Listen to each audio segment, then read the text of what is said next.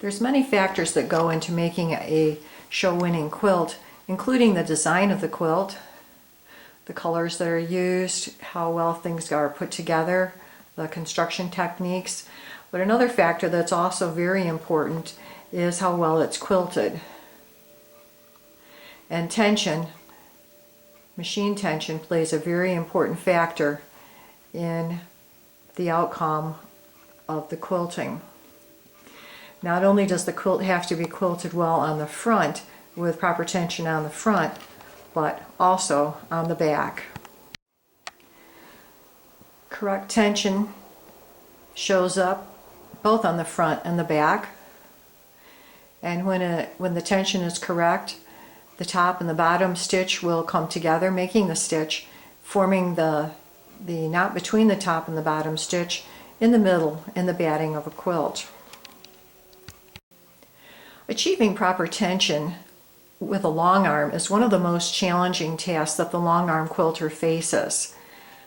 There are several factors that affect the tension on a long arm machine.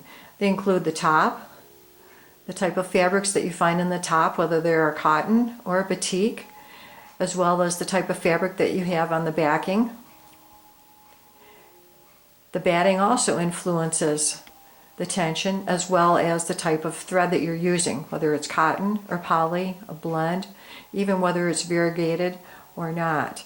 Each of these factors can affect the tension and can cause nightmares, especially if you don't know how to adjust the tension properly.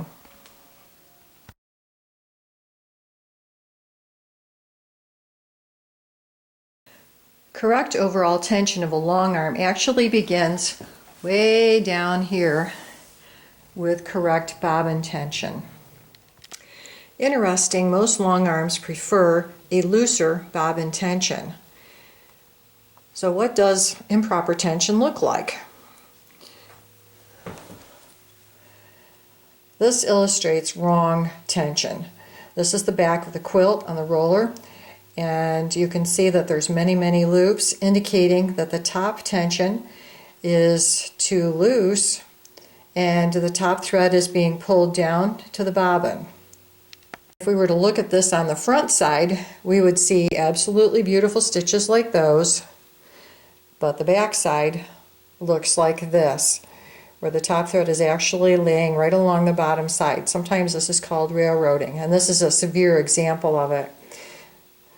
Most of the time it wouldn't look quite like this. Moving on down to here, this shows excellent tension on the back side. All we see is the bobbin thread laying right here along, nicely pulled into the batting. And on the front side, this is where the tension is perfect. On the front side it looks just as nice. Now obviously if we saw this kind of stitching on the front of our quilt, we would know right away there was something that was wrong, and we would make some adjustments to correct that. Unfortunately, on a long arm, we often don't see this problem until we've advanced our quilt and it's on our take-up roll, and then we know we have a problem. So how do we fix the problem?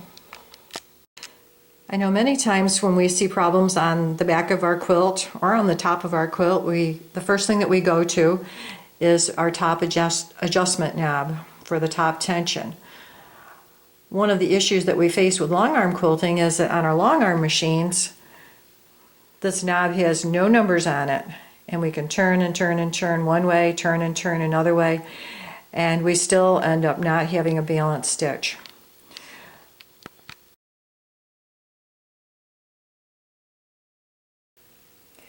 The best way that I know to set the tension for the overall machine is to start by setting the bobbin tension correctly. To do this, I use the Towa bobbin case tension gauge. This is a reliable instrument that measures the tension on the bobbin thread as it comes through the bobbin case. These bobbin gauges are specific. This one is meant for an M hook bobbin. This one is for an L hook bobbin. You can see that the space that the bobbin case goes in here in the L one is smaller to accommodate that bobbin. The readings over here are just the same, And I found that for my fun quilter, the Nolting Fun Quilters, that the tension somewhere around 100 works best. To check the tension on a bobbin, insert your bobbin into the bobbin case the same way that you normally would, pulling the thread through the slot and underneath the tension spring. This being an M bobbin, the bobbin case has a little piggy tail. I'm going to pull it all the way through the circular motion there of the piggy tail. Holding my Towa gauge vertical, I'm going to slip the bobbin case into the gauge with that little knob part pointing up. Slips between those two little clips right there. My thread will be fed underneath this bottom pulley, around the top pulley, to the right of the little hook, and then out to the left. It's important when you're reading your gauge to set it on a flat surface and pull with a steady, even pull. And this one reads about 170. If my reading was not correct, and for the M hook, it would be between 170 and 200, somewhere in that range. If that reading were not correct, I would leave my bobbin case in the gauge, turn it like this, and with a small bladed screwdriver, I'm able to access the tension screw, and I can adjust it, turning it to the right to tighten it a little bit, which would increase my number here, or to the left, which would decrease my reading over here. Using the Towa gauge with the L hook bobbin works the same way. I already have inserted my bobbin into the bobbin case, holding the Towa gauge vertical, slipping the bobbin in with that little knob between those two little prongs, threading the thread underneath the bottom pulley around the top pulley to the right of that little hook, and then pulling it out steadily to the left. Again, you want to make sure that your gauge is on a flat, secure surface, and pull on your thread.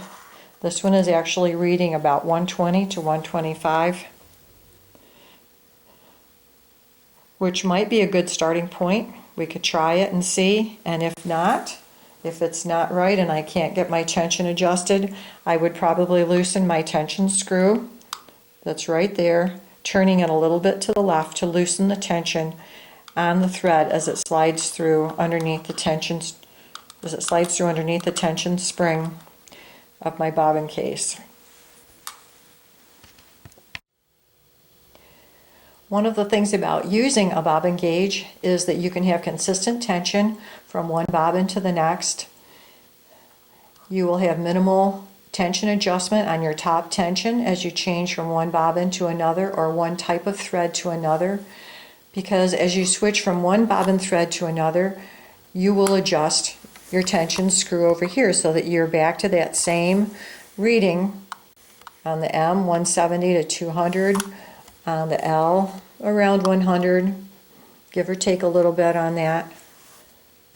A couple of other suggestions that I have. First of all, make sure that you warm up your machine with an empty bobbin case in the machine.